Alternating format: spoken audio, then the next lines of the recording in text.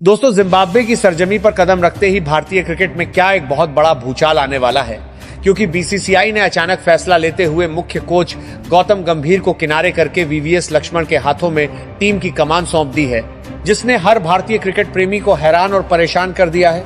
23 जुलाई से हरारे के मैदान पर शुरू होने वाली इस 3 मैचों की T20 सीरीज में आखिर बीसीसीआई ने कप्तान श्रेयस अय्यर की अगुवाई में कौन सी नई और खूंखार भारत की प्लेइंग 11 जारी की है, और क्या 13 साल के युवा सनसनी वैभव सूर्यवंशी का मैदान पर उतरना तय हो चुका है, या फिर यह भी चयनकर्ताओं का एक और नाकाम एक्सपेरिमेंट साबित होगा? क्या गौतम गंभीर को आराम देने का फैसला वाकई वर्कलोड मैनेजमेंट है, या फिर लगातार गिरती परफॉर्मेंस के बाद उनके खिलाफ कोई बड़ा एक्शन लिया गया है? अगर आप भी चाहते हैं कि भारतीय टीम इस पहले मैच में जिम्बाब्वे को बुरी तरह रौंदकर धमाकेदार जीत दर्ज करे और भारत का झंडा बुलंद करे, तो टीम इंडिया के समर्थन में इस वीडियो को एक लाइक जरूर कर दीजिए। अब जरा इस पूरी कहानी के पीछे का कड़वा सच समझिए कि आखिर क्यों बीसीसीआई को रातों रात वीवीएस लक्ष्मण को अंतरिम हेड कोच बनाकर जिम्बाब्वे भेजना पड़ा। आधिकारिक बयान तो यही है कि इंग्लैंड दौरे के तुरंत बाद जिम्बाब्वे सीरीज के बीच केवल 4 दिन का वक्त था, इसीलिए गौतम गंभीर को वर्कलोड मैनेजमेंट के तहत आराम दिया गया है और वीवीएस लक्ष्मण को भारत के सेंटर ऑफ एक्सीलेंस से लाकर इस सीरीज और आगामी एशियन गेम्स के लिए हेड कोच बनाया गया है, जिनके साथ बैटिंग कोच ऋषिकेश कानिटकर और बॉलिंग कोच सुनील जोशी को भी भेजा गया है। लेकिन साहब, सवाल यह उठता है कि क्या सच में सिर्फ वर्कलोड ही वजह है, या फिर गौतम गंभीर की कोचिंग में भारतीय टीम जिस गर्त में जा रही है उससे ध्यान भटकाने का ये एक नया तरीका है? फैंस और क्रिकेट के जानकार अब खुलेआम बोलने लगे हैं कि भारत को अपना परमानेंट कोच ही बदल देना चाहिए और महेंद्र सिंह धोनी जैसे चालाक और दिमागदार दिग्गज को भारतीय टीम का हेड कोच बना देना चाहिए।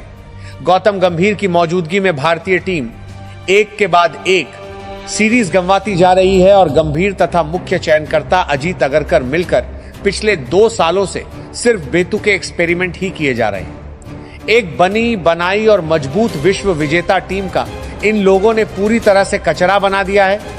आए दिन प्लेइंग 11 में जबरदस्ती के बदलाव करना, खिलाड़ियों की पोजीशन बदलना और लगातार गलत फैसले लेना इनकी आदत बन चुकी है। ऐसे में गंभीर और अगरकर जैसे लोगों को तुरंत उनके पद से बाहर का रास्ता दिखा देना चाहिए, ताकि भारतीय टीम का भविष्य पूरी तरह तबाह होने से बच सके। खैर, अब बात करते हैं जिम्बाब्वे दौरे के पूरे शेड्यूल की, जो 23 जुलाई 2026 से शुरू होने जा रहा है। भारत और जिम्बाब्वे के बीच 3 मैचों की यह T20 सीरीज युवाओं के लिए अपनी काबिलियत साबित करने का एक बेहतरीन मंच है। पहला T20 मुकाबला 23 जुलाई 2026 को हरारे स्पोर्ट्स क्लब के मैदान पर खेला जाएगा, जिसके बाद दूसरा T20 25 जुलाई और तीसरा व अंतिम T20 मुकाबला 26 जुलाई को इसी हरारे के मैदान पर खेला जाएगा। सभी मुकाबले भारतीय समयानुसार शाम को 4:30 या 5:00 बजे के आसपास शुरू होंगे। हरारे की पिचेस के बाद रिपोर्ट पर नजर डालें तो यह पिच हमेशा से बल्लेबाजों के लिए काफी अनुकूल मानी जाती है, जहां खूब रन बनते हैं। हालांकि शुरुआत में नए गेंदबाजों को थोड़ा पेस और बाउंस जरूर मिल सकता है। जो भी टीम टॉस जीतेगी वह इस सपाट पिच पर पहले बल्लेबाजी करके बड़ा स्कोर टांगना पसंद करेगी। भारतीय टीम का मुख्य उद्देश्य इंग्लैंड दौरे की कड़वी यादों को भुलाकर वापसी करना और आगामी T20 विश्व कप के लिए अपनी नई ब्रिगेड और बेंच स्ट्रेंथ को पूरी तरह परखना है। इतिहास की बात करें तो पिछले T20 विश्व कप में जब भारत का मुकाबला जिम्बाब्वे से हुआ था, तब भारत ने 256 रनों का विशाल स्कोर बनाकर जिम्बाब्वे को 72 रनों से करारी शिकस्त दी थी। चलिए बिना समय गंवाए नजर डालते हैं उस भारत की संभावित प्लेइंग 11 पर, जो 23 जुलाई को हरारे स्पोर्ट्स क्लब के मैदान पर पहले T20 मैच में गदर मचाने उतरने वाली है। ओपनिंग की शुरुआत करने आएंगे बिहार के 13 वर्षीय युवा सनसनी वैभव सूर्यवंशी। वैभव सूर्यवंशी ने जिस तरह से अपने डेब्यू के बाद से ही अपनी बल्लेबाजी से तहलका मचाया है, वह काबिले तारीफ है। संजू सैमसन जैसे खिलाड़ियों को इस सीरीज से ड्रॉप करके वैभव सूर्यवंशी जैसे युवा खून को लगातार मौके देना एक बहुत ही सराहनीय कदम है। वैभव सूर्यवंशी के पास वो क्लास, टाइमिंग और निडरता है जिससे वह पावर प्ले में ही जिम्बाब्वे के गेंदबाजों के धागे खोल सकते हैं। अगर उन्हें सही तरीके से बैक किया जाए तो वह भारत के भविष्य के सबसे बड़े स्टार बनने का पूरा मादा रखते हैं। वैभव के साथ ओपनिंग में जोड़ीदार के रूप में नजर आएंगे विध्वंसक बल्लेबाज अभिषेक शर्मा। अभिषेक शर्मा पहली ही गेंद से गेंदबाजों पर टूट पड़ने वाले खिलाड़ी हैं, जिनकी आक्रामक शैली T20 फॉर्मेट के लिए बिल्कुल परफेक्ट है। अभिषेक शर्मा के पास क्रीज पर आते ही बड़े बड़े छक्के लगाने का अद्भुत हुनर है, जो विरोधी टीम को मैच की शुरुआत में ही बैकफुट पर धकेल देता है। अभिषेक को बस अपने शॉट सिलेक्शन पर थोड़ा और ध्यान देना होगा, ताकि वह अपनी आक्रामक शुरुआत को एक बड़े और धमाकेदार व्यक्तिगत स्कोर में बदल सके और भारत को एक तूफानी शुरुआत दिला सके। तीसरे नंबर पर टीम की कप्तानी संभालते हुए मैदान पर उतरेंगे श्रेयस अय्यर। श्रेयस अय्यर को इस युवा टीम की कप्तानी सौंपना एक बेहतरीन फैसला है, क्योंकि उनके पास कप्तानी का शानदार अनुभव है और वह मिडिल ऑर्डर में टीम की सबसे बड़ी मजबूती है। श्रेयस अय्यर को अय्यर स्पिनर्स के खिलाफ दुनिया के सबसे घातक बल्लेबाजों में से एक माने जाते हैं, जो आसानी से बाउंड्री बटोरना जानते हैं। कप्तान के रूप में श्रेयस अय्यर के कंधों पर बड़ी जिम्मेदारी होगी कि वह खुद भी जिम्मेदारी से बल्लेबाजी करे और युवा खिलाड़ियों का हौसला बढ़ाकर टीम को जीत की राह पर ले जाएं। चौथे नंबर पर उप कप्तान की भूमिका में तिलक वर्मा नजर आएंगे। तिलक वर्मा भारतीय क्रिकेट के एक बेहद होनहार और परिपक्व खिलाड़ी हैं, जिन्होंने जब भी टीम इंडिया की जर्सी पहनी है, अपने बल्ले का लोहा मनवाया है। तिलक वर्मा के पास स्थिति के अनुसार ढलने की कमाल की काबिलियत है। वह जरूरत पड़ने पर एंकर का रोल भी निभा सकते हैं और आखिरी ओवरों में आकर मैदान के चारों तरफ आक्रामक शॉट्स भी खेल सकते हैं। उप कप्तान के रूप में तिलक वर्मा मिडिल ऑर्डर में टीम की सबसे बड़ी ताकत और रीढ़ की हड्डी साबित होंगे। पांचवें नंबर पर विकेटकीपर बल्लेबाज के रूप में ईशान किशन वापसी करेंगे। ईशान किशन के पास अनुभव, आक्रामकता और मैच का रुख पलटने का पूरा हुनर मौजूद है। शीर्ष क्रम में और मिडिल ऑर्डर दोनों जगह ईशान किशन ने खुद को साबित किया है। विकेट के पीछे उनकी फुर्ती और स्टंपिंग टीम को बढ़त दिलाती है, तो वहीं क्रीज पर आते ही उनके आक्रामक पुल शॉट्स और फ्लिक शॉट्स दर्शकों को झूमने पर मजबूर कर देते हैं। ईशान के लिए यह सीरीज अपनी खोई हुई जगह को पूरी तरह पक्का करने का एक बहुत ही शानदार मौका है। छठे नंबर पर ऑलराउंडर के तौर पर पावर हिटर शिवम दुबे खेलते हुए दिखाई देंगे। शिवम दुबे की पावर हिटिंग एबिलिटी से पूरा क्रिकेट जगत अच्छी तरह वाकिफ है। स्पिन गेंदबाजों के खिलाफ जब शिवम दुबे अपने लंबे लंबे हाथ खोलते हैं, तो गेंद सीधे स्टेडियम के पार ही जाकर गिरती है। इसके साथ ही वह अपनी मीडियम पेस गेंदबाजी से टीम को एक उपयोगी और किफायती गेंदबाजी विकल्प भी प्रदान करते हैं। शिवम दुबे का यह ऑलराउंडर प्रदर्शन भारत को एक बहुत ही मजबूत संतुलन प्रदान करता है। सातवें नंबर पर भारत के सबसे भरोसेमंद और मैच फिनिशर रिंकू सिंह उतरेंगे।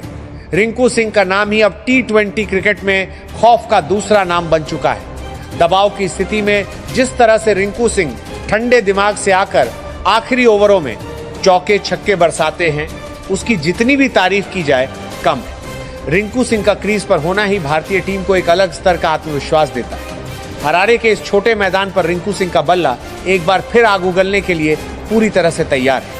आठवें नंबर पर स्पिन ऑलराउंडर के रूप में युवा खिलाड़ी हर्ष दुबे को आजमाया जा सकता है। हर्ष दुबे ने घरेलू स्तर पर अपने ऑलराउंड प्रदर्शन से सभी का ध्यान अपनी ओर खींचा है। वह बाएं हाथ से सटीक स्पिन गेंदबाजी करने के साथ साथ निचले क्रम में आकर तेजी से रन बनाने का हुनर भी रखते हैं। भारतीय टीम में एक ऐसे स्पिन ऑलराउंडर की सख्त जरूरत थी, जो गेंदबाजी में विकेट भी निकाले और बल्लेबाजी में गहराई भी दे सके, और हर्ष दुबे इस कसौटी पर पूरी तरह खरे उतरते हैं। 9वें नंबर पर भारत के मुख्य मिस्ट्री स्पिनर वरुण चक्रवर्ती मोर्चा संभालेंगे। वरुण चक्रवर्ती की जादुई स्पिन गेंदबाजी को पढ़ पाना दुनिया के किसी भी बल्लेबाज के लिए आसान काम नहीं रहा है। उनके पास कैरम बॉल, गुगली और फ्लिपर जैसे कई हथियार मौजूद हैं, जो हरारे की पिच पर जिम्बाब्वे के बल्लेबाजों को दिन में तारे दिखा सकते हैं। वरुण चक्रवर्ती मिडिल ओवर्स में रनों की गति पर अंकुश लगाने के साथ साथ गुच्छों में विकेट चटकाने के लिए भारतीय टीम का सबसे बड़ा ट्रम्प कार्ड साबित होंगे। 10वें नंबर पर पेस अटैक की जिम्मेदारी संभालेंगे युवा तेज गेंदबाज यश ठाकुर। यश ठाकुर ने अपने डेथ ओवरों की गेंदबाजी और सटीक यॉर्कर से काफी प्रभावित किया है। दबाव के समय शांत रहकर अपनी योजनाओं को मैदान पर लागू करना यश ठाकुर की सबसे बड़ी खासियत है। नई गेंद से स्विंग कराने की क्षमता के साथ साथ अंतिम ओवरों में गति में बदलाव करके बल्लेबाजों को छकाना यश ठाकुर को एक बहुत ही खतरनाक तेज गेंदबाज बनाता है, जिनसे इस मैच में बेहतरीन प्रदर्शन की उम्मीद रहेगी। 11वें नंबर पर रफ्तार के सौदागर मयंक यादव अपनी आग उगलती गेंदों से तबाही मचाने उतरेंगे। एक 150 किलोमीटर प्रति घंटे से भी अधिक की रफ्तार से गेंदबाजी करने वाले मयंक यादव की गति ही विरोधी बल्लेबाजों के मन में डर पैदा कर देती है। यादव की बाउंसर और तीखी यॉर्कर का सामना करना जिम्बाब्वे के बल्लेबाजों के लिए किसी बुरे सपने से कम नहीं होने वाला है। मयंक यादव का यह पहला ओवर ही मैच का टोन सेट कर देगा और भारत को शुरुआती सफलताएं दिलाएगा। इस पूरी प्लेइंग 11 को देखने के बाद यह साफ जाहिर होता है कि भले ही गौतम गंभीर और अजीत अगरकर की नीतियों ने पिछले कुछ समय में फैंस को कितना भी निराश किया हो, लेकिन भारत की यह नई और युवा ब्रिगेड प्रतिभा से पूरी तरह लबरेज है। वीवीएस लक्ष्मण की देखरेख में यदि यह टीम बिना किसी बेवजह के दबाव और बेतुके बदलावों के खेलती है तो जिम्बाब्वे के लिए इस भारतीय टीम को रोक पाना बिल्कुल नामुमकिन साबित होगा। श्रेयस अय्यर की कप्तानी में युवा भारत की यह टोली हरारे के मैदान पर अपना झंडा गाड़ने और सीरीज पर एक तरफा कब्जा जमाने के लिए पूरी तरह तैयार है। अब देखना यह होगा कि 23 जुलाई को जब खिलाड़ी मैदान पर उतरेंगे तो वह किस आक्रामक अंदाज में खेल का प्रदर्शन करते हैं। वीडियो पसंद आया तो लाइक और चैनल को सब्सक्राइब करें, क्योंकि आपका सब्सक्राइब ही हमारी ऊर्जा है। जय हिंद, जय भारत।